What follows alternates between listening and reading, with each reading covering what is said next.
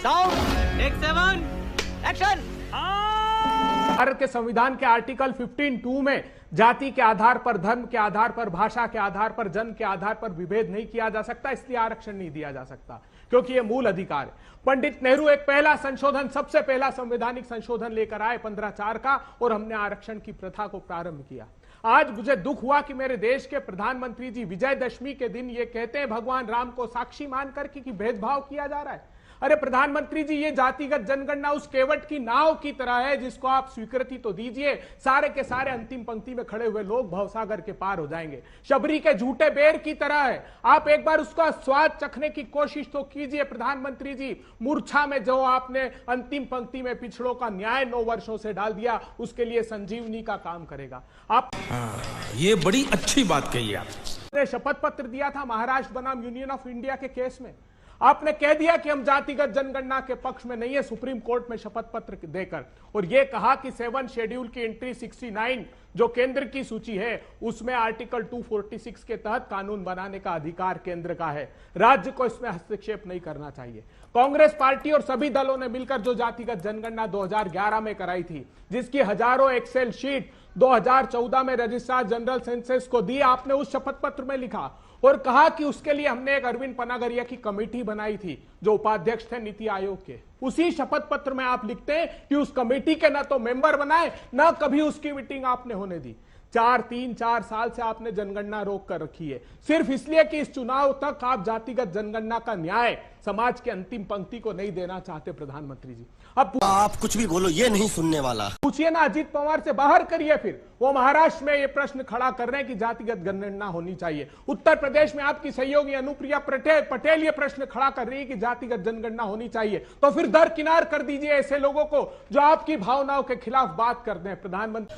अच्छा बात नहीं है जी। नहीं, जातिगत जनगणना बाबा साहब अंबेडकर की भावना के अनुरूप जो राहुल गांधी जी कह रहे हैं, बाबा साहब का स्वप्न अधूरा राहुल गांधी करेंगे पूरा। राहुल गांधी जी ने संकल्प लिया है, सारे इंडिया के दलों ने संकल्प लिया है। एक सेकंड आ रही हूँ।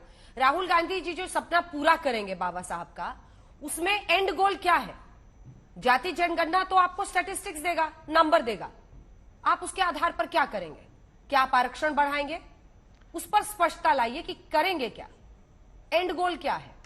तेरा तो गेम बजाना पड़ेगा। बिल्कुल स्वाभाविक रूप से अंजना जी, हमने 27% आरक्षण कांग्रेस की सरकार ने मध्य प्रदेश में देने की कोशिश की, 27% आरक्षण हमने छत्तीसगढ़ में देने की कोशिश की, मगर अदालतों ने वो इस आधार पर खारिज कर दिया कि जो एक मुकदमे में निर्णय हुआ था 1993 में इंदिरा साहनी के, जिसमें लिमिट 50% की तय कर दी थी, क्योंकि कोई बेसिस नहीं था प्रधानमंत्री जी देश के पास, क्योंकि जातिगत जनगणना नहीं थी। अगर हमारे हाथ में जनगणना के आंकड़े होंगे तो हम वो न्याय कर पाएंगे। आप याद कीजिए, मंडल कमीशन में सिर्फ सरकारी सेवा के लिए आरक्षण था, लेकिन सोनिया जी ने 2007 में उच्च शिक्षा में जो केंद्र सरकार के अधीन आता था उसमें हमने न्याय दे दिया। काका कालेलकर की कमेटी बनी पंडित नेहरू के समय में, उसके बाद मंडल कमीशन आया जिसकी सिफारिशें भी नरसिंह राव जी की सरकार में लागू की। तो सभी सरकारों ने मिलकर काम किया है प्रधानमंत्री जी।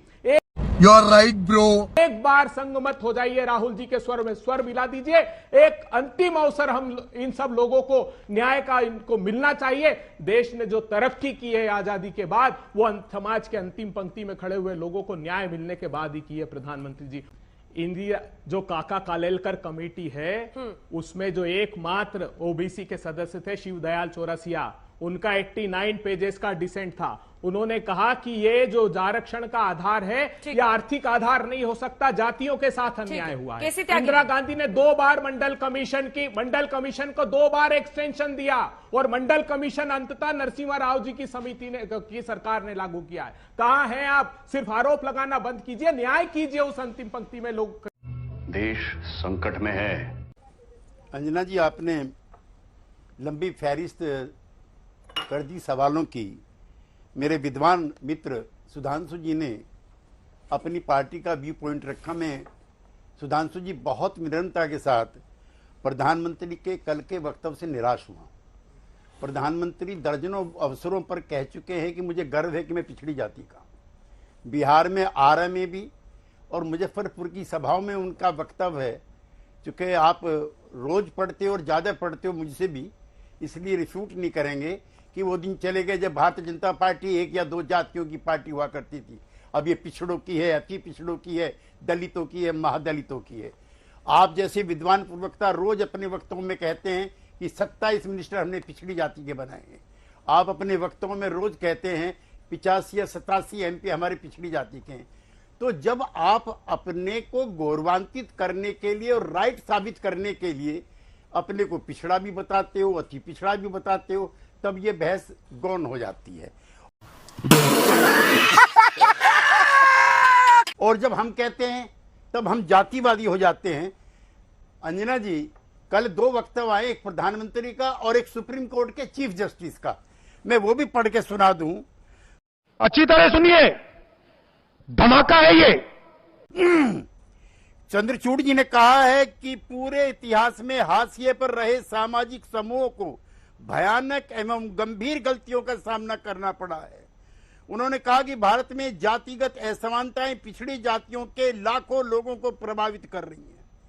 उसमें दलितों का भी जिक्र किया, आदिवासी समुदायों का भी, महिलाओं का भी, अल्पसंख्यक समुदायों के प्रणालीगत उत्पीड़न का भी, वगैरह वगैरह वगैरह।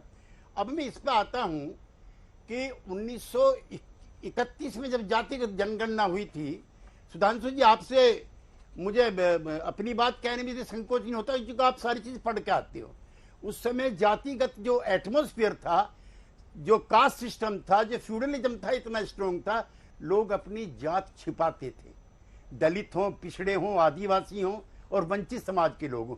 मैं 2 उदाहरण आपको देता हूं। कल्याण सिंह जी हमारे यूपी के मुख्यमंत्री थे, वो पिछड़ी जाति से हैं। पूरी बिरादरी लिखती क्या है? Lodh Rajput. They are not Rajput, they are not forward, they are backward. दूसरा मैं अपनी पार्टी का बताता हूं। नीतीश कुमार जी, मैं अर्ध बिहारी हूं और अंजना जी पूरी बिहारी हैं।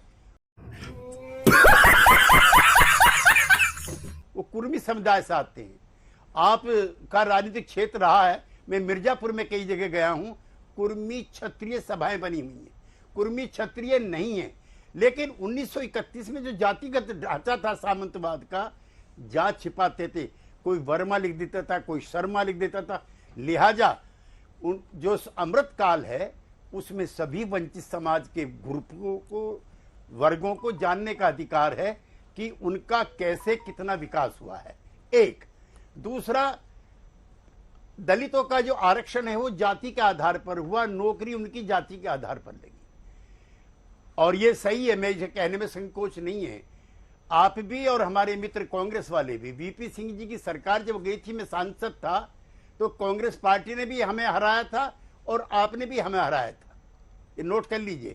लेकिन मुझे प्रसन्नता है कि आज इनकी पार्टी के राहुल गांधी जी और खड़गे जी वही भाषा का इस्तेमाल कर रहे हैं जो सामाजिक न्याय की भाषा है। इसके लिए मैं इनको मुबारकबाद देना चाहता हूं। तीसरी बात, ये बड़ी अच्छी बात कही आप।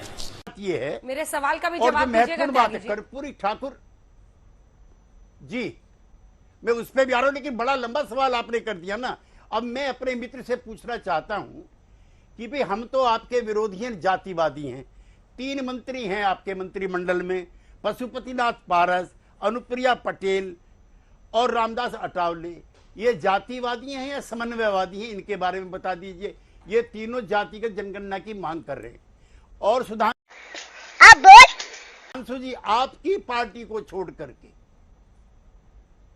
एक भी पार्टी आपके साथ नहीं है। दोनों गुट, रामविलास पासवान के दोनों गुट, अनुप्रिया पटेल के, एनसीपी के शरद पवार, माझी गुट, उपेंद्र कुशवाहा गुट, निषाद गुट, राजभर पार्टी, अकाली दल, जेपीपी, एक तो साथी बता दो जो जातिगत जनगणना का विरोधी हो। इस वीडियो के सामने आने के बाद सवाल तो बनता ही है, आप अकेले पड़ गए हो इसमें और आपकी दिक्कत क्या है? अभी मैं मोहन भागवत जी का बयान पढ़ा पिछले हफ्ते। उन्होंने कहा है कि समाज में असमानता है, दलित समूह को उनका उचित रिप्रेजेंटेशन नहीं मिला है और आरक्षण की व्यवस्था अगर 200 साल तक भी लागू रहती है और उन वंचित समूहों को मिलता है तो मुझे कोई दिक्कत नहीं है। जहां तक अंजना जी आपकी बात है, जो इकोनॉमिकली वीकर सेक्शन का जो 10% का आरक्षण नरेंद्र मोदी जी की सरकार ने किया, पहले तो हम उसका समर्थन करते हैं। आरक्षण में इंदिरा साहनी केस में 50% से ज्यादा आरक्षण नहीं होगा, ये तय हो गया था। ये सीमा किसने तोड़ी है? ये पंडारा बॉक्स किसने खोला है? उसका स्वागत करता हूं। ये खुल तो गया नीतीश है, बाबू कब आगे आरक्षण तक बढ़ा जाएगा। रहे हैं? तेरा तो गेम बजाना पड़ेगा। अभी बढ़ाएंगे, अभी आरक्षण नहीं है खाली। एक चीज अंजना जी और नोट कीजिए, इसमें आर्थिक और सामाजिक सर्वेक्षण भी हुआ है। कितनी जमीन है, कितने मकान है, कितनी शिक्षा है, कितनी अशिक्षा है, पट्टीदारी है, मालकाना हक है, और कितना कर्जा है, दस्तकारी के क्या, ये सारी चीज आ रही, खाली जात नहीं आ रही है। ये भी गलत प्रचार आप लोगों का। अब विधानसभा का सत्र होगा, हम असल में भारतीय जनता पार्टी का जो बोलना भी हूँ क्या करिए बोल बदला हुआ स्वरूप है, हाँ। एक सेकंड, जो बदला हुआ स्वरूप है उसमें दिक्कत आई होगी। सुशील मोदी जी थे डिप्टी चीफ मिनिस्टर, हम लोगों ने कैबिनेट में पास किया, हम लोगों ने ऑल पार्टी डेलीगेशन लेकर प्रधानमंत्री के पास गए, प्रधानमंत्री ने कहा कि आप अपने तरीके से कराइए। अब ये आग पूरे देश में लग गई। 3 लाइन बोलूंगा, मैं 3 लाइन बोलना चाहता हूं। एक तो सुधांशु जी, आपने जो सामाजिक न्याय के नेता हैं वो परिवारवादी और भ्रष्ट हैं, तो मैं चाहता हूं नीतीश कुमार जी के बारे में आपकी क्या राय है? आपके प्रधानमंत्री ने तो ये कहा है कि डॉक्टर लोहिया, जॉर्ज फर्नांडिस और नीतीश कुमार से ज्यादा सच्चा देश में कोई समाजवादी नहीं है। तो एक तो आप अपनी प्रतिक्रिया उस पर बता दीजिए, नंबर 1। नंबर 2, कर्पूरी ठाकुर पहले नेता थे जिसको आपकी पार्टी ने हटाया 1978 में, जब मुंगेरीलाल कमीशन आया। आप भी सुन लीजिए अंजना जी, उन्होंने आरक्षण का बंटवारा किया। 12% अति पिछड़े, 8% पिछड़े, 3% देश की राजनीति में सबसे पहले महिलाओं के आरक्षण की बात उठाई कर्पूरी ठाकुर ने। इकोनॉमिकली वीकर सेक्शन को 3%, महिलाओं को 3%, आपने तो वो भी सरकार गिरा दी। फिर वीपी सिंह की सरकार आई, आपने तो वो भी सामाजिक न्याय की सरकार गिरा दी। और तुम चुल्लू भर पानी में जाके डूब के मर जाओ। 17 में जस्टिस रुक्मणी आयोग बैठा, कमीशन बैठा, उसकी रिकमेंडेशन 13 बार उसका कार्यकाल बढ़ा। मैं चाहता हूं, अगर अति पिछड़ों से मोहब्बत है, अगर जो वीकर सेक्शन के अंदर वीकर सेक्शन है, अंजना जी आप भी उनके लिए चिंतित थी, मैं चाहता हूं जस्टिस रोहिणी कमीशन की रिकमेंडेशन लागू की जाए, प्रकाशित की जाए। ये बड़ी अच्छी बात कही आप। वो बात करेंगे क्या? अंजना जी, ये आग का प्रश्न है ना, तो सुधांशु जी ये दिलों की आग है। तेरे सीने में नहीं तो मेरे सीने में सही हो, कहीं भी आग, लेकिन आग जलनी चाहिए। हमारा मकसद हंगामा खड़ा करना नहीं है, ये तस्वीर बदलनी चाहिए। ये तस्वीर बदलने की आग है अंजना जी। और ये शरद पवार, ये अजीत पवार जी के गुट को कहता हूं कि प्रधानमंत्री जी का विरोध करिए ना। महाराष्ट्र की उद्धव ठाकरे की सरकार गई थी कोर्ट में, सुप्रीम कोर्ट में, तब सुप्रीम कोर्ट में प्रधानमंत्री जी ने शपथ पत्र देकर मना कर दिया कि हम नहीं करेंगे। बिहार के लोग बीजेपी के कहते हैं कि हम पक्ष में। खत्म, bye bye, tata, goodbye, गया।